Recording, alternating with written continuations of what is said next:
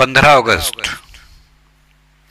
श्रीराम जय राम जय जय राम, श्रीराम जय राम जय जय राम, श्रीराम जय राम जय जय राम, श्रीराम जय राम जय जय राम. वृत्तीचं समाधान ही भगवंताच्या कृपेची खूण. आपला देह पंचमहाभूतांचा आहे. यामधला मी कोण हे पाहावं. जे नाचणार ते मी कधी असणार नाही, म्हणजे पंचमहाभूतांचा मी नाही हे ठरलं. जो शाश्वत असतो तोच सच्चिदानंद असतो.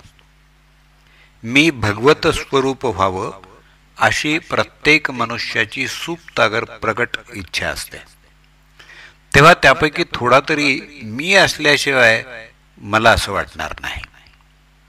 भगवंताचं स्वरूप आनंदमय आहे आणि आपण सर्व लोक आनंदात राहावं असं म्हणतो. मी आनंदापासून वेगळा होतो तेव्हा कुठेतरी चुकलं असं समजावं. अपूर्ण सृष्टी पूर्ण करण्यासाठीच मनुष्याची उत्पत्ती भगवंतानं आपल्या अंशरूपानं केली. आपल्या आनंदामध्ये व्यत्यय आणणारे विषय जाणून घेतले म्हणजे मग आनंदात बिघाड नाही येणार. या वाटेने चोर आहेत असं समजलं म्हणजे त्या तयारीनेच आपण जातो. जो भक्त झाला त्याला विघ्न येत नाहीत. भगवंताचं म्हणून कोणतंही काम केलं म्हणजे त्रास होत नाही.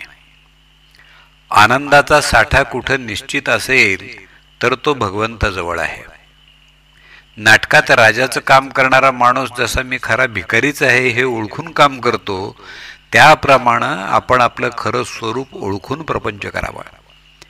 नाशवंत वस्तूवर आपण प्रेम करतो, तसंच लहान सहान गोष्टीत अभिमान धरतो आणि इथंच तर आमचं चुकतं. मी जे नाही ते व्हावं यात सुख आहे असं आपल्याला वाटतं. कामधेनूच्या जवळ आपण विषय मागतो आणि मग दुःख झालं म्हणून रडत बसतो. याला काय करावं? जो परमार्थामध्ये जाणता तोच खरा जाणता होय. परमार्थ म्हणजे बावळटपणा कसा असेल? अनेक बुद्धिमान विद्वान लोकांना जिथं आपल्या बाजूला वळवायचं असतं तिथं बावळटपणाला वावच नाही. विद्वान लोक वेदांत अत्यंत कठीण करून जगाला उगीच फसवतात. मग सामान्य माणसाला असं वाटते की अरे हा वेदांत आपल्यासाठी नाही, परंतु ही चूक आहे. वेदांत हा सर्वांसाठी, सर्व मनुष्य मात्रासाठी आहे. वेदांताशिवाय मनुष्याला जगताच येत नाही. घराच्या छपराखाली ज्याप्रमाणे सर्व लहान लहान खोल्या येतात त्याप्रमाणे वेदांतात इतर सर्व शास्त्र येतात. शास्त्राचे मार्ग हे वृत्तीला भटकू न देण्यासाठी आहेत. ते वृत्तीला हलू देत नाहीत.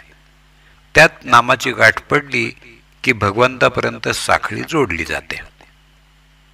आपण व्यवहारासाठी जन्माला आलेलो नसून भगवंतासाठी जन्माला आलेलो आहोत आणि म्हणून आपण अमुक एक वस्तू नाही म्हणून कष्टी होण्यापेक्षा दुसरी एखादी वस्तू आहे म्हणून समाधानात राहावं.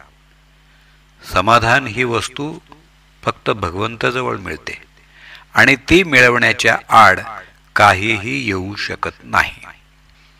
वृत्तीचं समाधान असणं ही भगवंताच्या कृपेची खूण आहे आणि त्याकरता भगवंताचं सतत अनुसंधान ठेवणं हे अत्यंत आवश्यक आहे. जानकी जीवन स्मरण. जय जय राम.